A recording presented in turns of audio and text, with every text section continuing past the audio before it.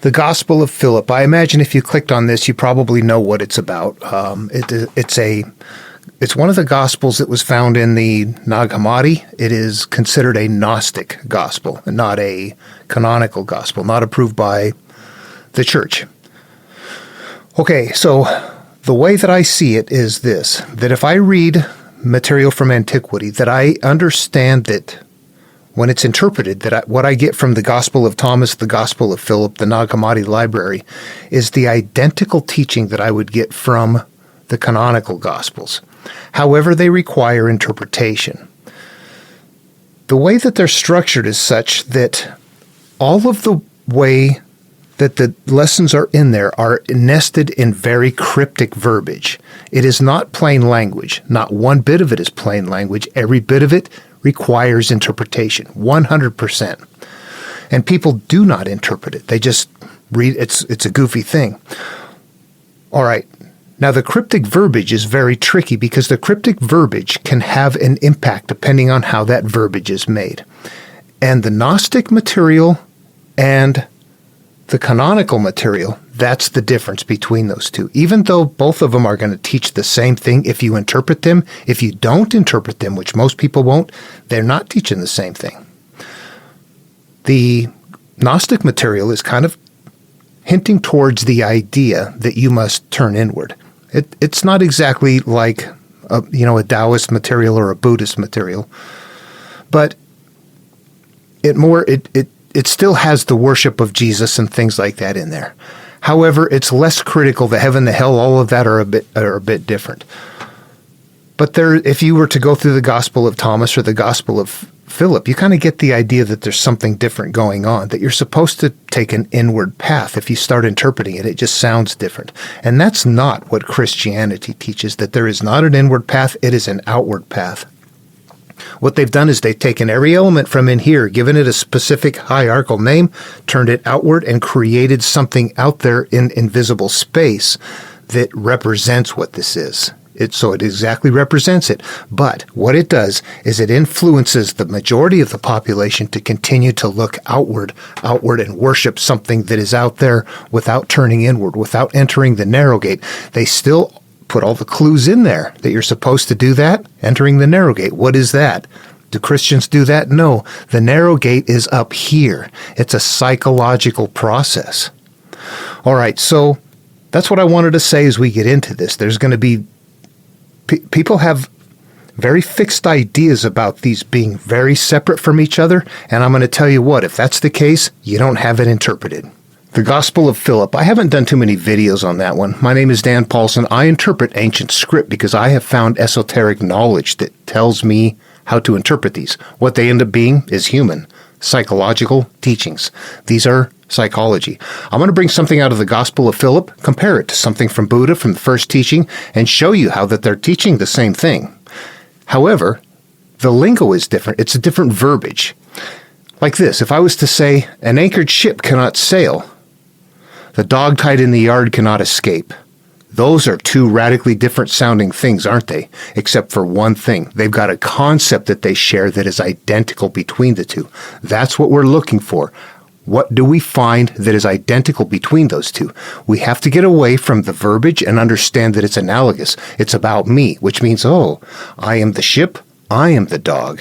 If I am the ship and I am anchored to something, I can't escape it. If I am a dog and I'm tied in the yard, I cannot escape it. We have to interpret them in that manner. And we're going to go deeper with it. Those are psychological teachings that don't sound like it. Now, if you're a Christian, you don't interpret Jesus. You do not interpret Jesus. If you are a Christian, you are worshiping the teacher. That having been said, let me just go read something from the Gospel of Philip and ask yourself how this sounds. How could you explain this to somebody? How does this make sense if you don't interpret it? Just read this and tell me what to do with it. I'll show you. This is about halfway through it. If the woman had not separated from the man, she should not die with the man. His separation became the beginning of death.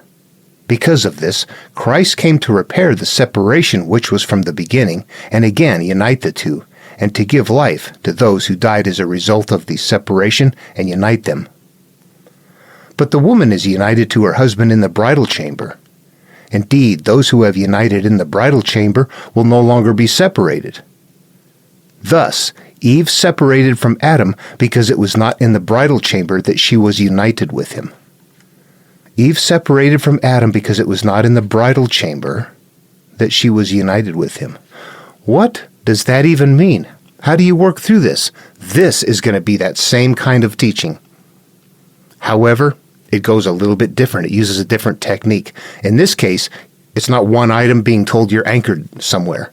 In this case, there's a hierarchy. There's a God element, there's a male element, and there's a female element, and there's a bridal chamber. Those things right there all are going to be the higher awareness, the consciousness, the subconscious, and the mind.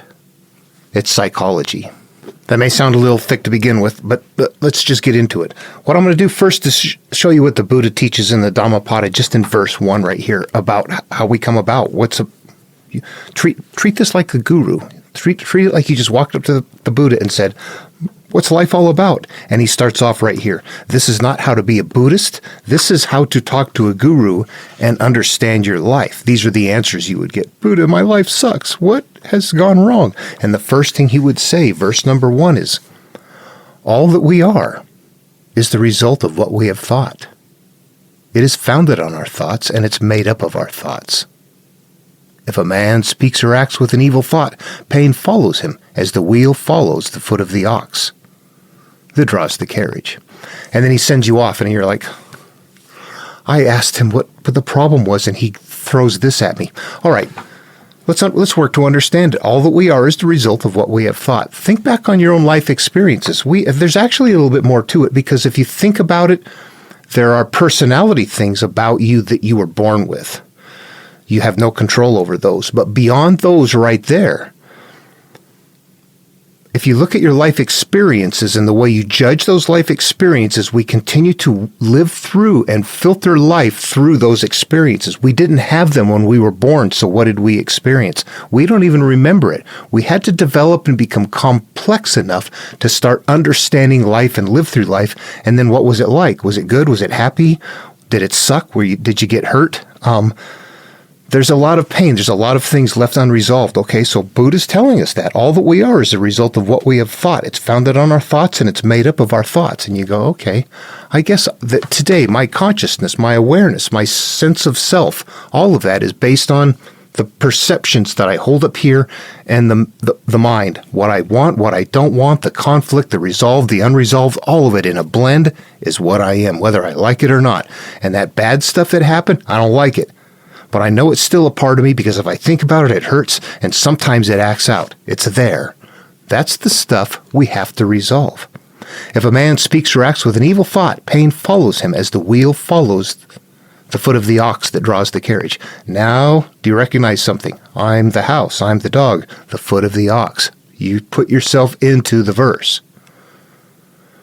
Let's change this. If a human speaks or acts with an evil thought, if a person has and maintains a mental conflict, even if you were a victim and you got hurt and you feel shame or pain or something like that, all of that qualifies. It's at a deep level, not at a conscious level. I don't think those bad thoughts. How come bad stuff still happens? What drives the bad stuff? If a man speaks or acts with an evil thought, pain follows him, as the wheel follows the foot of the ox. That's us. We're the ox that draws the carriage, moving through life, a wheel following cyclically. So what we have is, based on this description here, is that we're going to have cyclical pain following us based on the nature of something derogatory that's upstairs. And that's called acting out, getting triggered. All of that is a part of human psychology. If we were to read on from the Buddha, his second one on that same page, these are a duality. All that we are is a result of what we have thought. It is founded on thoughts. It's made up of our thoughts. If a man speaks or acts with a pure thought, happiness follows him like a shadow that never leaves. That shadow that never leaves, that's nirvana. I'm in a state of, I'm here. You know what else it is? The kingdom of heaven within. Same mental state of being, different verbiage, Judeo-Christian verbiage intended that if you don't interpret it, you're still going to believe in it, and you're going to wait till you die to experience it, when in all reality, you're supposed to enter the narrow gate now. Few are going to do it. We need to interpret these. All right.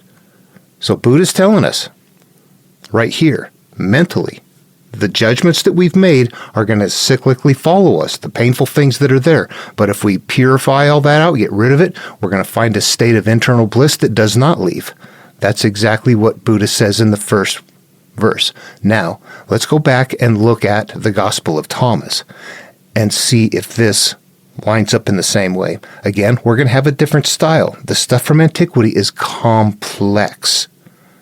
Complex. If you're not interpreting it, it's because it's complex. All right. I've got the Gospel of Philip back up, and now we're going to read something, and it's going to sound different. We have to stop and figure out a few things. We're growing with this. We're learning. It's not simple. If the woman had not separated from the man, she should not die with the man. His separation became the beginning of death. Because of this, Christ came to repair the separation. All right, so we're going to have something here that is not plain language. Buddha's is near plain language. All that we are is a result of what we have thought. This one is not telling us anything remotely like that, is it? If the woman had not separated from the man, she would not die with the man. His separation became the beginning of death. Okay, they're talking about Adam and Eve. We're going to go back and talk about that in a second because of this Christ. So we've got a separation, we've got man and woman, and we've got Christ, and a separation and a repair the separation. We've got a bridal chamber. We need to identify what all of these are because they're all analogous terms. Analogous means that they're holding something different than what you might think. If I said you had bats in your belfry, or I've got bats in my belfry, bats, belfry, those are analogous terms. They don't mean that there are literally squeaky mammals in the belfry of my house. It means that I've got something up here in my head. So the verbiage is that way. I want to get drunk off of my new vineyard. That was Noah. That means I want to feel good off of my new life experience that I've planted. Things of that nature. He was also naked, which was what? He was uncovered. Adam and Eve, what happens after sin? That's when they got covered. We need to look at sequences here and see what's going on. That's a psychological covering. Adam and Eve had shame. After the flood, the healing was there. This is a human life monomyth template. So we're now naked, drunk off of wine. Yeah, all that. All right, that might not make sense.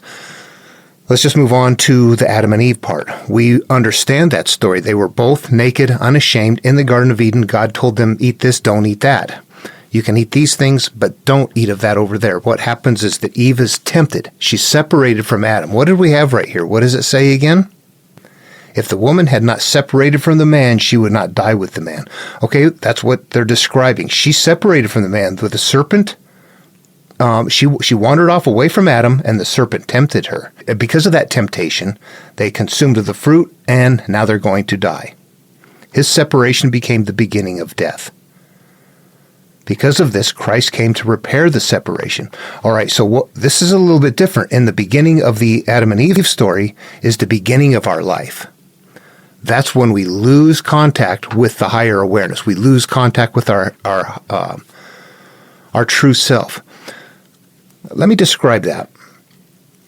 We need to understand what the male, the female, and God is. At first, what happens? There's God and Adam are both together. The female isn't there. This represents the early part of everybody's life. That's when we're conscious or we're alive, but we're conscious. But we're not self-aware. You have no memories of it. You look back on it and go, "Yeah, I was a kid. I got circumcised. All those things. I have no memory of it."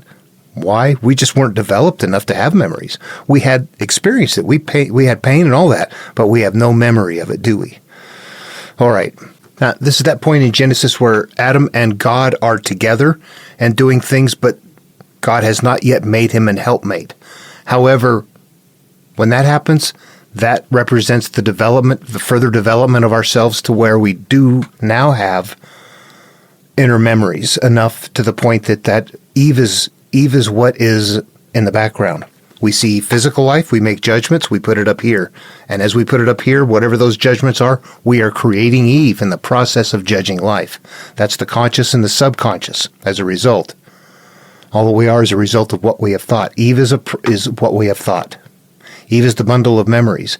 Eve is both the evil thought in Buddha and the pure thought. Both. That's the inner self. What happens, though, is that the female comes along and we're pure. That means we've grown up enough. Now we're 4, 5, 6 years old. Now we're self-aware. We remember things. We're having fun. We're making choices. Life has not yet hurt us.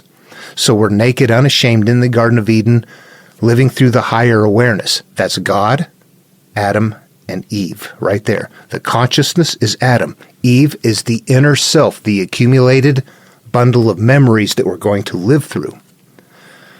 What happens then when Eve, what is this happening? What is happening right here in this story metaphorically? Metaphorically, this represents the idea that our inner self has now become hurt. We've consumed of something we weren't supposed to. I was supposed to eat this. That's happy. That's joy. That's love. That's non-judgment. But what did I eat instead? I'm ashamed. I hate. I don't like this. I don't like that. I have now lost my connection with the Garden of Eden. I'm now kicked out. Me and my consciousness are both being punished because now we've experienced something. This is really just taking on something. We are now separated from ourselves. What does that represent? What did we just read from the Buddha? All that we are is a result of what we have thought, founded on thought, based on thought. If a man speaks or acts with an evil thought, pain follows like a wheel. Pain follows. Evil thought. That's where the sin is. Because of sin, there's going to be cyclical pain in childbirth. Because of evil thought, pain is going to follow like a wheel follows. The cyclical pain element is there. Do you see those are the same thing? The cyclical pain element is happening. In Buddhism, he's not using that mental hierarchy. In the Judeo-Christian, it is. They're adding in elements to make the story something different. In Buddhism, it's like, you go take care of this. In the Judeo-Christian, it's, here, you carry this. If you can't figure it out, you're going to like the package. You're going to love the package. It's going to go everywhere. But what is inside of it is what you're really supposed to get after. And when you read this stuff, you go, I don't know what to do with it. We have to interpret it. And they all interpret in Judeo-Christian the same way. God is going to be the higher awareness. The consciousness is going to be the male, the female, the man and woman, Adam and Eve. That's going to continue to cycle as it starts in chapter 12 where God has the calling, and that's a starting over again where he puts, where God had Adam and Eve in the Garden of Eden with restricted diet. Here we have God calling Abram and Sarai and putting them in Canaan, the land of Canaan. That's where you want to go. Only it's a land of famine, and then God leaves there as well as when God leaves Cain here. So there's going to be some repeating motifs that we're looking for and observing patterns that are in the Bible that is showing that it's structured on a human life template, but from very old material. It's very antiquated. The Buddha. Pain follows. If you've had that evil thought, pain follows like the wheel. Here we don't have it that way, but because of sin, you're going to have continual pain in childbirth, which means that time that something emerges from you, every time you get triggered, that's called childbirth. Every time you maybe love or help somebody, that's childbirth. It's giving birth to something. But they're analogous terms, remember. They don't really mean physically. You have to put them in the spiritual realm, adjust them and figure out what they mean. That's how you understand and work the stuff out in your own mind. You have to do it in your own head. Okay, the higher awareness, God, who is this? This is who we truly are. If you're tossing and turning 3, 4 in the morning, you've got this conflict going on. That is, you're not in the bridal chamber. You got a divorce going on right there. That's the conscious and the subconscious in conflict. The mind, the consciousness is experiencing things existentially at that point, suffering, things that are not happening at that moment. But that's something that is kind of hardwired into us. However, every once in a while, when you're doing that, you'll notice a third or another voice coming in that's detached from everything. It's coming from in your mind. It's you, and it says, "Hey, there's nothing you can do tonight. Go to sleep." And while you're in that mental state, if you stop and pay attention, you will see that you are disconnected from the emotions. That's the higher awareness. That's God. That's the Lord. That's the Christ consciousness. This is where we started from in life. But what happened? We begin to we begin to die, we begin to sink, we begin to take on life experiences and then live through the continual judgments of those life experiences. What we're doing now is wanting to go back and readdress that. We're hitting a point of awareness where we realize, oh God, that's what's happened to me. If I'm the person that's going to turn inward, I've gone through enough life to have accumulated a mass and then decided it's time to go resolve that mass. That's this pattern right here. And what we're seeing in this teaching of Adam and Eve in the Gospel of Philip is the same teaching, only, what is it? If you treat it as psychological work and not religious work, you're going to find out it is exactly the same stuff. However, in Genesis, what happens is God is there to begin with. That's us at the beginning of life. We're living through the higher awareness. Here is later on in life, Jesus is a called hero. Jesus, the Christ consciousness, like a Buddha consciousness, this is the time to go back and reattach to that higher awareness. So that's the difference here. We still have the man and the woman, the conscious and the subconscious, but Christ represents the reemergence of our understanding and our awareness that, wow, I am not my memories. Why am I living through my memories? I am this up here. I need to resolve those memories so I stop getting sucked into them. And that's the process right here. And the bridal chamber is up here. This is the place where they meet. Sit alone in your mind and go to your memories.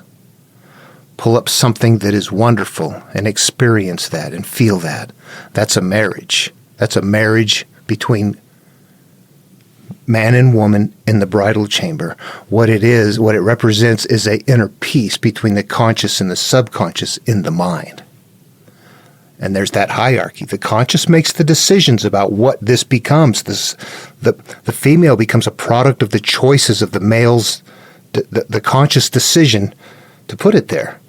And then when it acts out, it's like the woman is sinning. Is that really what's happening? The verbiage is just really weird. But it makes sense if you interpret it. All right, let's get back now to, there we go. If the woman had not separated from the man, she should not die with the man. Does that make sense now? If we started out happy, and if we had not gone off and become had not judged something, then we wouldn't lose that inner peace. That death represents that. The death of the inner peace, not the death of you physically. Now we're going to go off and live through lower life experiences and judgments as opposed to the higher awareness that is detached and not emotionally caught up and hurt by it. His separation became the beginning of death. That's the beginning of spiritual death. Because of this, Christ came to repair the separation which was from the beginning. Okay, now do you see that? The consciousness, it's time for us now to go back and resolve our separation, which was there from the beginning of our life, because we started right off, you stupid, you idiot, you whip, whatever, different things I'm using from my own life experiences. Things that happen that make you later say, I don't trust, I judge, I have shame, I got things I hide away, but they hurt us. That's the separation right there. That's the sin. And the cyclical pain is our continually psychologically experiencing pain from it. That's the rebirth of it. That's the pain following, like a wheel follows the foot of the ox that draws the carriage. Okay. That's the beginning. And again, unite the two to give life to those who died as a result of separation and unite them. So now we're going to go back and heal ourselves to reconnect with our inner awareness. We want our consciousness to live through peaceful and relaxed mental experiences, not the conflict. You know what? I don't talk about healing, what it specifically is right here in this one, but just for the record, healing is this. We have a judgment, the psychological judgment, and there's an emotional state that is attached to it based on the nature of how we hold it. Okay, so we've got two things going on. There was a physical event that happened between us and somebody else, and two, there's a manner in which we judge it. At first, we might not judge it very harshly. We might be confused about it because we don't understand it. We're little. But as you get older and you begin to learn things like, oh, that person molested me or something like that, I see what happened. If you look back on it, you'll see that you started out hurt by it. It depends on what it is. If you're a little kid that's just being really forcefully abused on a regular basis, it'll come about quickly. But typically what happens if you look back on it is these things continue to get bigger in life. Even if they're no longer occurring, they continue to get stronger and stronger within us. The reason that's happening is because whenever we look at them and give them the emotional attachment to them that we feel about them and learn other things and come back and feed it to it again, it gets bigger and bigger. We're actually making it bigger by the nature in which we're viewing it. And that's the problem right there, the nature in which we view it, the perception. We have to somehow separate from ourselves enough to look at it and to no longer be mentally judging it in a manner that it is derogatory. We have to, or it doesn't have to be beneficial, but at least it should be benign. We have to somehow understand that this mental experience that I'm holding on to in an emotional state that is very hurtful, that state right there is continually triggering in life and feeding more of it and causing my life to unfold that way. And if I don't want my life to be this way, I have to resolve this up here, because this up here is what continually gets triggered. Even though I think it's out there, because damn it, that keeps happening. It's happening because this is looking for it. We have to turn inward. We have to enter the narrow gate. We have to see why we fit. Healing is changing the perception of that memory in such a way that you are no longer emotionally, you should be able to draw it up and go, yeah, I was born there. I come through there. That's, where I experienced my life experiences. I was born in a bad place and I want to get to a good place. But between that place and here, I've got to go through some stuff. I understand that. I need to let it go or I'm not going to rise above it. You have to get to a mental state where you do that for yourself. If you can't let it go, you're going to, pain follows, like the wheel follows the foot of the ox that draws the carriage. Or you will continue to have increasing pain in childbirth. But the woman is united to her husband in the bridal chamber. There you go. Is this coming online? We have to turn inward. The woman is the inner self, and the husband is the consciousness. Our inner self has to connect in the mind. Indeed, that's like entering the narrow gate right there. You're turning inward. Indeed, those who have united in the bridal chamber will no longer be separated. There you go. Only the solitary will enter in. Thus, Eve separated from Adam because it was not in the bridal chamber that she united with him. Okay, so that's a weird thing right there. It was not in the bridal chamber that she united with him. It's like they went outside of the bridal chamber and had an experience. And that's exactly what it is. It's outside. This is a physical experience. Eve separated from Adam because it was not in the bridal chamber that she united with him. In this case, the uniting with Adam was Adam having a derogatory experience that created a judgment, a hurt judgment. That was not from inside the mind. That was a life experience. That's with you and somebody or something or groups. If you look back on the issues, you're going to find out that they involve somebody else. Eve separated from Adam because it was not in the bridal chamber that she united with him. We had a physical experience in life that creates that judgment right there. Okay, I'm going to stop because these just get so big, but that's the way that it works. And if you read through there, you'll see that it is teaching what the Buddha is teaching, that all that you are is a result of what you have thought. And if you've had an evil thought or a derogatory mental experience, that you're going to continue to have this cyclical pain, like a wheel follows the foot of the ox that draws the carriage. That's us going through life. We're going to have that cyclical pain happening. Here we have the element where it doesn't cover that. Now the ox is what? It represents, we've got a mental hierarchy now, but it's telling us more detail. In Buddhism, it's just thought. Here it's telling us that it's stored in a specific location. It's in the female where the issue is, which means it's in the inner self. It's in the bundle of memories, which Jesus, a verbiage later, is going to be called like the mote in the eye. That's what we perceive life through. The ought against your brother, the things that we hold in conflict that create life conditions that are not okay for us. Okay, I'm going to wrap this up again because of the length of it, and I know people don't like watching long ones anymore. So, okay. Comments, questions. Hope it was interesting. See you in the next video.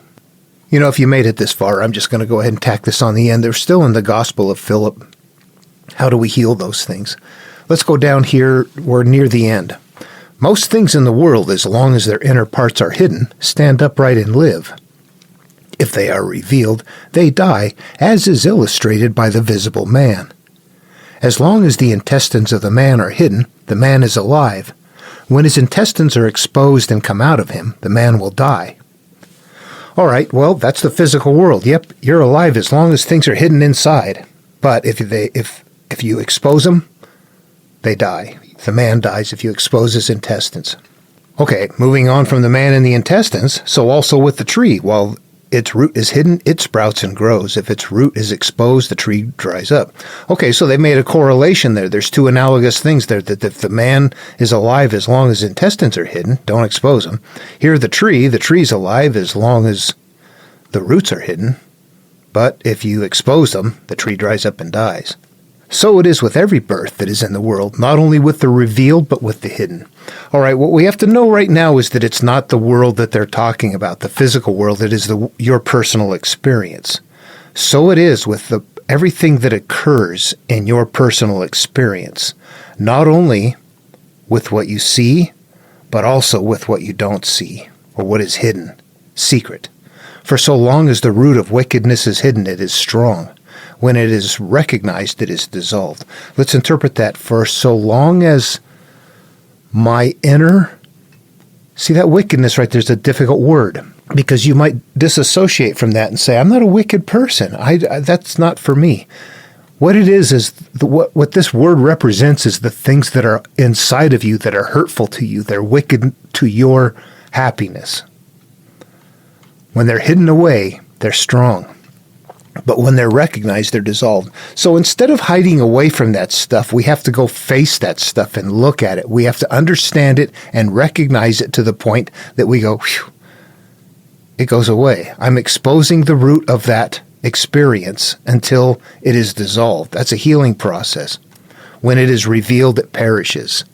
That is why the word says already the axe is laid at the root of the trees. That's in Matthew 3:10. It will not merrily cut. What cuts sprouts again. You see how they're teaching the same thing? One is approved and one not.